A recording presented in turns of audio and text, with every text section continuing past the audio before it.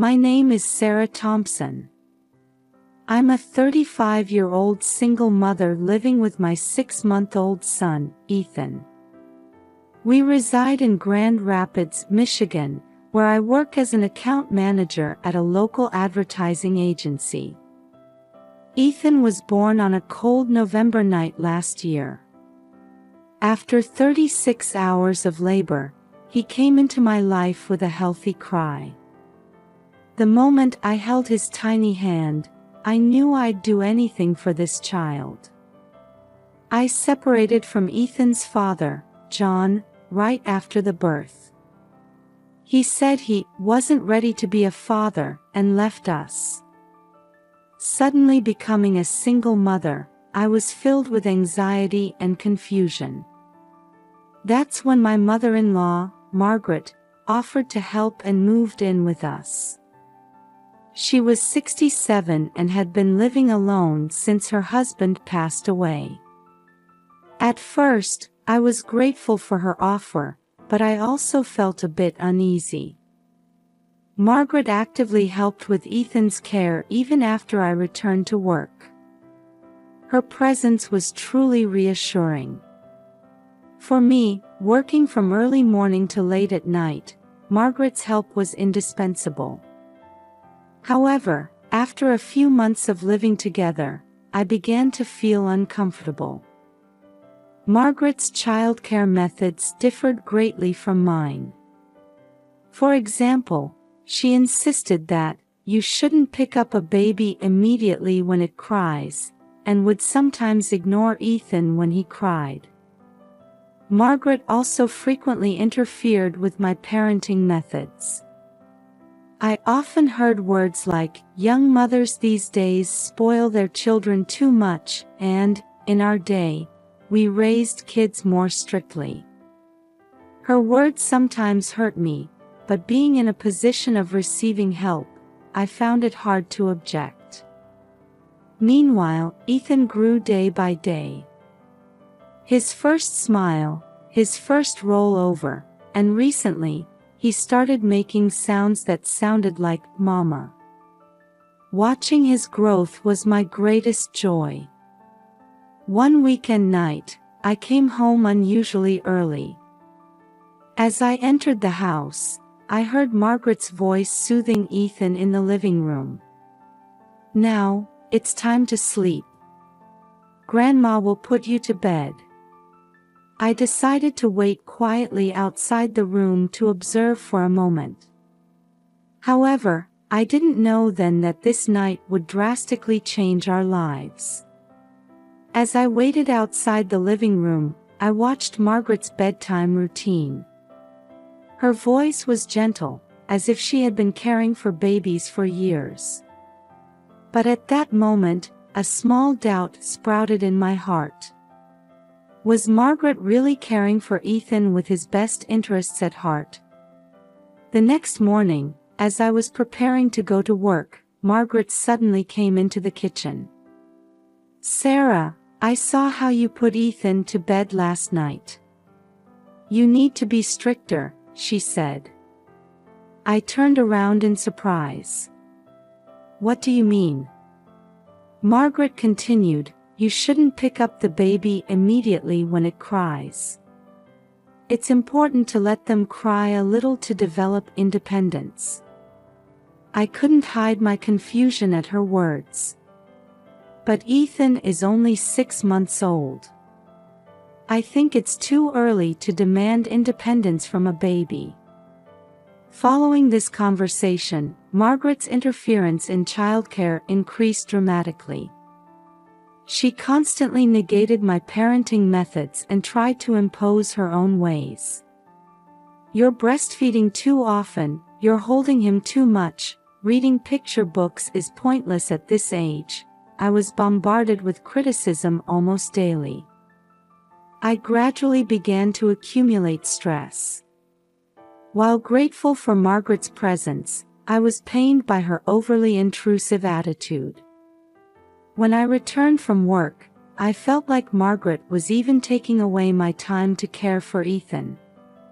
One day, I mustered up the courage to say to Margaret, "Mom, I'm Ethan's mother too. I have my own way of raising him." However, Margaret looked at me coldly and replied, "You're too young to understand. Follow my experience." These words almost broke something inside me. I felt deeply hurt, as if my ability to parent had been denied. Still, the reality was that balancing work and childcare would be difficult without Margaret's help, so I couldn't defy her. In the midst of this, I contacted John. We had hardly any relationship since Ethan's birth, but I wanted to confide in someone about this situation. "John, I need to talk to you about Ethan," I said over the phone, and he reluctantly agreed to meet. When we met at a cafe, there was an awkward atmosphere as we began our conversation. I talked about the friction with Margaret and sought John's advice. However, his response was cold. "Sarah, that's your problem. It has nothing to do with me." I felt anger and disappointment at John's words. "You're Ethan's father. How can you be so indifferent?" My voice was trembling. John let out a deep sigh and said, "I'm still not ready to be a father. I'll leave everything to you," and he stood up to leave. From that day on, I decided to completely cut ties with John. I felt he had no right to be involved in Ethan's life. At the same time, my relationship with Margaret continued to deteriorate. Her intrusive attitude escalated day by day, and I began to doubt even my own parenting judgments.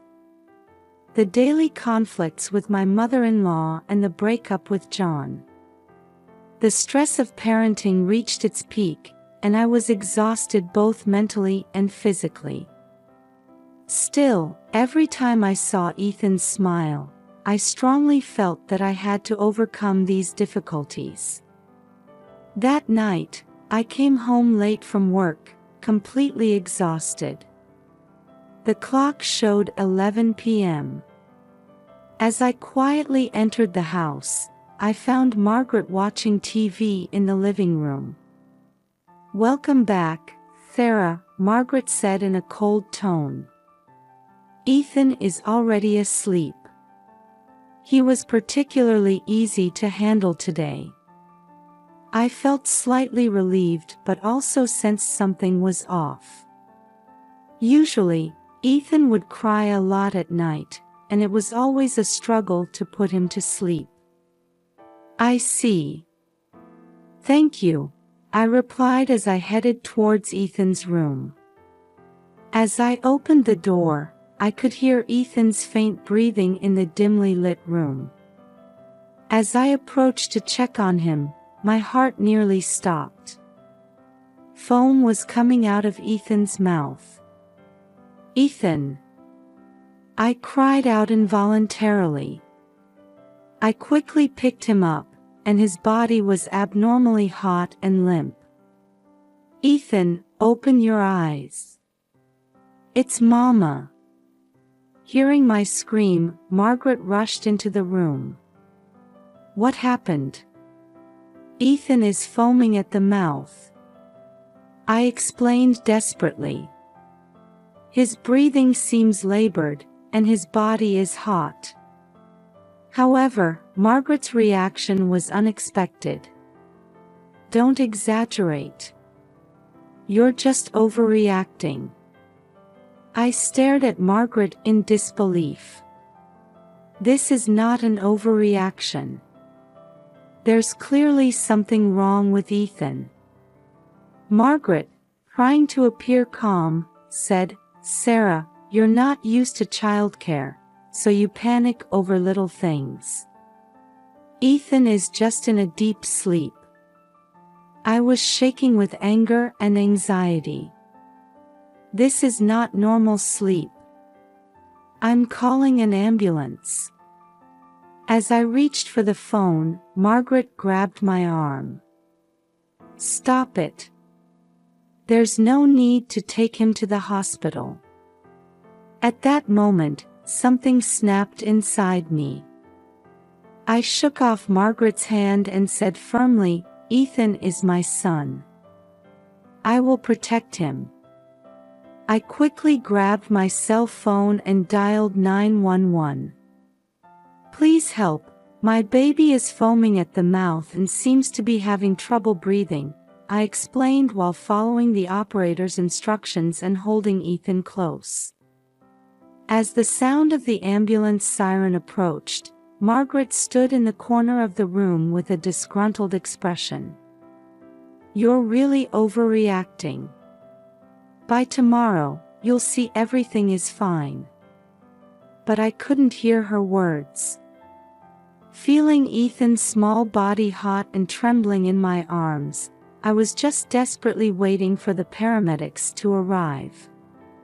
The paramedics arrived and quickly assessed Ethan's condition. "We need to transport him to the hospital immediately," they said, and I let out a sigh of relief. As I was about to get into the ambulance, Margaret called out, "I'll come with you."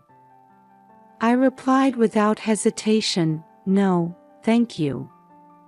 I'll be fine on my own." Margaret looked surprised, but I had no time to worry about her feelings. As the ambulance doors closed and we headed to the hospital with sirens blaring, I held Ethan's tiny hand tightly. "It's okay, Ethan. Mama's here," I whispered.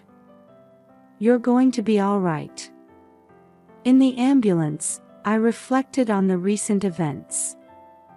Margaret's abnormal reaction, Ethan's unnatural state, and my own intuition. I had a feeling that something much bigger was lurking beneath the surface.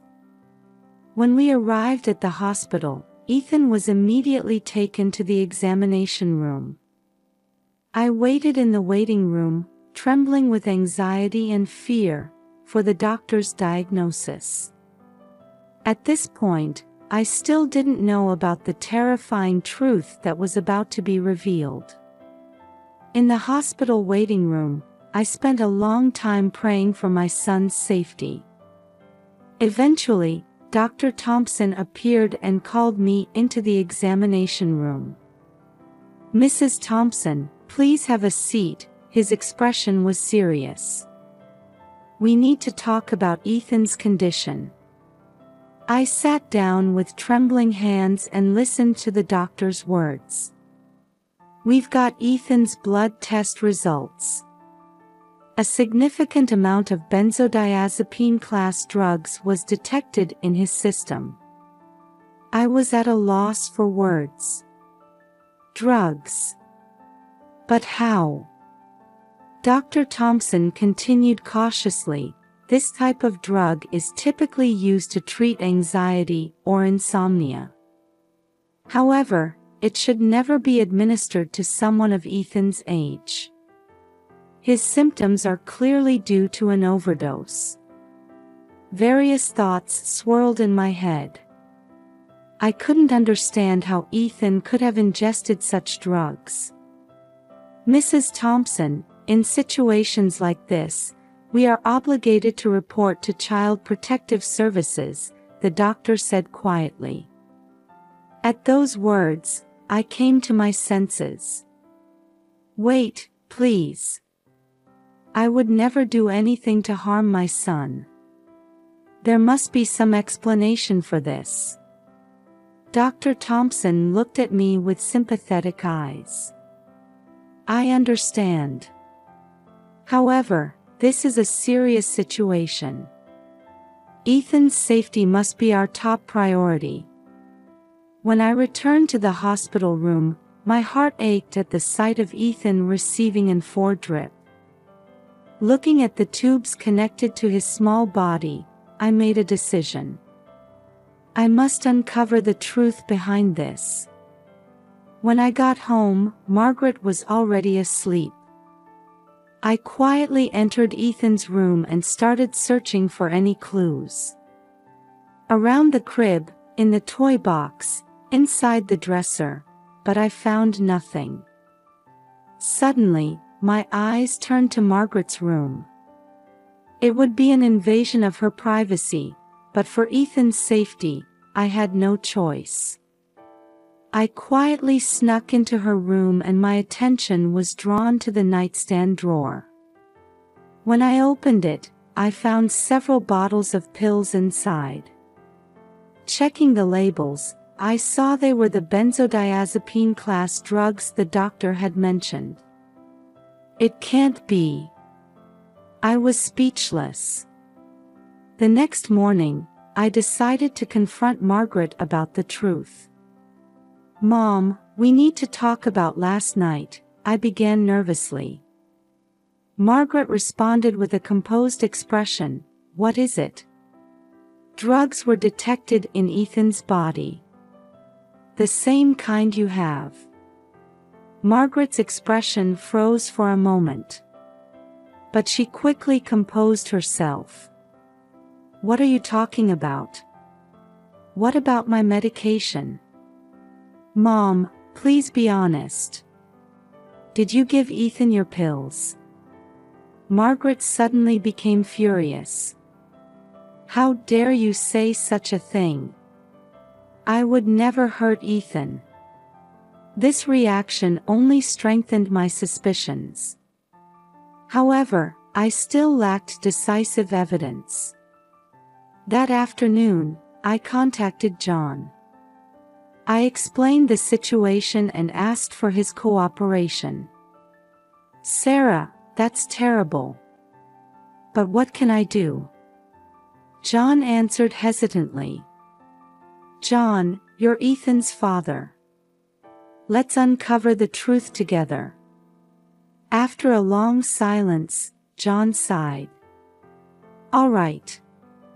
I'll help as much as I can." We made a plan. John would come to the house and distract Margaret while I thoroughly searched her room. On the day of our plan, John arrived as scheduled. Margaret was surprised by the sudden visit of her grandson's father but began entertaining him in the living room. Taking advantage of this opportunity, I snuck into Margaret's room. As I carefully searched through drawers and shelves, I found what appeared to be a diary. When I opened it, I found shocking content written inside. "Ethan's crying is too loud to sleep. Tried giving him a small dose of sleeping pills. It worked, so I'm relieved. Sarah doesn't listen to my advice. This child is being spoiled too much. I'll increase the dose a bit more." My hands were shaking. This was the decisive evidence. When I returned to the living room, John and Margaret were deep in conversation. I gave John a knowing look, and he nodded in understanding. "Margaret, we need to talk," I said with a trembling voice. Margaret looked puzzled. "What is it?" "I know everything. About you giving Ethan drugs." The color drained from Margaret's face. "What are you talking about?" I took out the diary. "This is the evidence."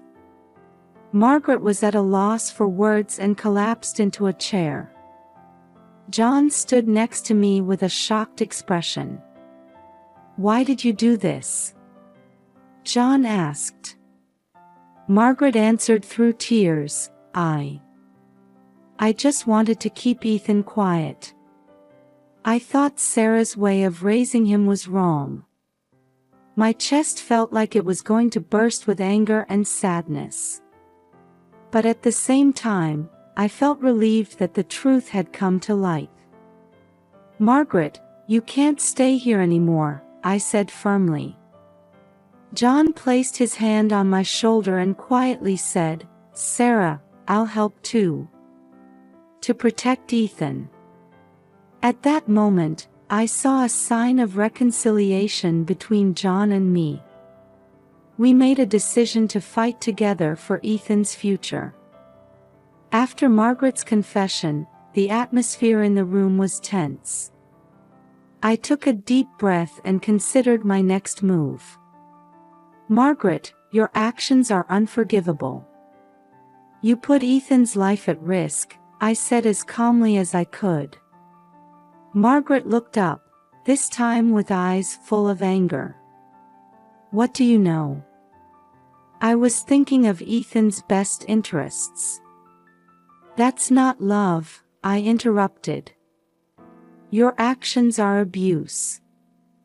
At those words, Margaret's expression contorted. "Abuse? Don't be ridiculous." She stood up and walked towards me. John tried to intervene, but I stopped him with my hand. This issue had to be resolved by me. "Margaret, I can't let you stay here anymore.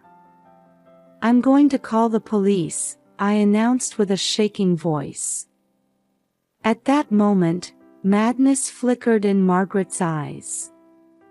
"You don't understand anything," she screamed and suddenly lunged at me. John moved quickly to restrain Margaret. "Mom, stop it." Taking advantage of this, I pulled out my phone and called 911. "Please help. A family member has been giving drugs to my baby. She's becoming violent now." For the few minutes until the police arrived, the room was filled with an eerie tension. Margaret, still restrained by John, glared at me with hatred. When the police officers entered the house, I let out a sigh of relief. I explained the situation and submitted the diary as evidence. "Margaret Thompson, you're under arrest on suspicion of child abuse," the officer announced, and the color drained from Margaret's face. As I watched her being handcuffed and led away, I was overwhelmed with complex emotions.